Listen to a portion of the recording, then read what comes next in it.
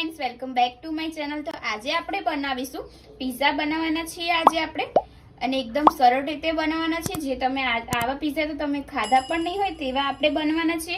આપણે આમાં મેંદાનો ઉપયોગ નથી કરવાનો અને સ્વીટ કોર્ન સ્પાઈસી પિઝા બનાવવાના છે। તો ચાલો આપણે શરૂ કરીએ બનાવવાનું। પહેલા આપણે આ સોસ જે છે પિઝા સોસ અને કેચઅપ લીધેલો છે એ આપણે મિક્સ કરી દઈશું સારી રીતે। આનાથી એકદમ સરસ ટેસ્ટ આવશે, स्पाइसी અને ગળ્યો ટેસ્ટ આવશે, આનો ખાટો મીઠો પણ આવશે એટલે મજા આવશે। અને કિસાન કેચઅપ લીધેલો છે।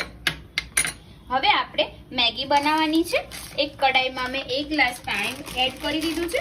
પાણીને થોડું ગરમ થવા દઈશું, પછી આપણે અંદર મેગી એડ કરી દઈશું। હવે આપણે મેગી એડ કરી દઈશું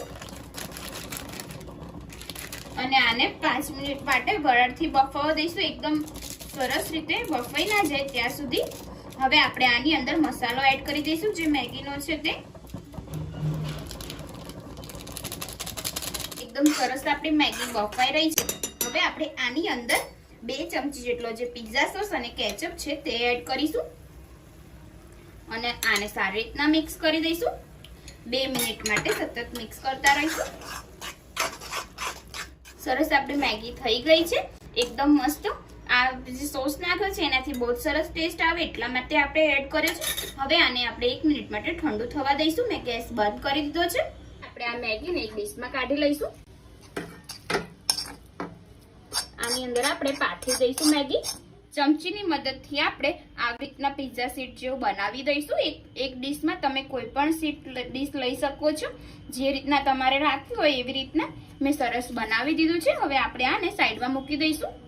હવે આપણે મકાઈના દાણા એક વાટકામાં કાઢે છે અને એની અંદર મેયોનીઝ નાખીશું। આપણે થોડું અંદર એડ કરીશું, જો તમને વધારે પસંદ હોય તો તમે વધારે નાખી શકો છો। મને વધારે ગમે છે એટલે હું વધારે એડ કરું છું આની અંદર। આનો ટેસ્ટ બહુ સરસ લાગશે આની અંદર। હવે આપણે આને સારી રીતના મિક્સ કરી દઈશું આવી રીતના। હવે આપણે તવા ઉપર જે મેગીનું બનાવ્યું તો તે આપણે ઉપર મૂકી દીધું છે અને જ્યારે આપણે તવા ઉપર મૂકીએ ત્યારે આપણે અંદર આપણે બટર અથવા તેલ લગાવવાનું છે નીચે।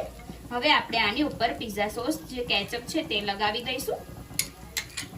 સરસ રીતે આપણે બધે બાજુ લગાવી દઈશું। આપણે જે મકાઈના દાણા લીધા હતા તે આપણે ઉપર મૂકી દઈશું આવી રીતના। બધા દાણા આપણે આવી રીતના ઉપર નાખી દઈશું અને સારી રીતના ઉપર ફેલાઈ દઈશું ચમચીની મદદથી। હવે આપણે ઉપર કેપ્સિકમ મરચા મૂકી દઈશું। પિઝા ચીઝ ઉપર એડ કરી દઈશું। સ્પેશિયલી મેગી લવર માટે અને પિઝા લવર માટે બહુ સારી ડીશ છે।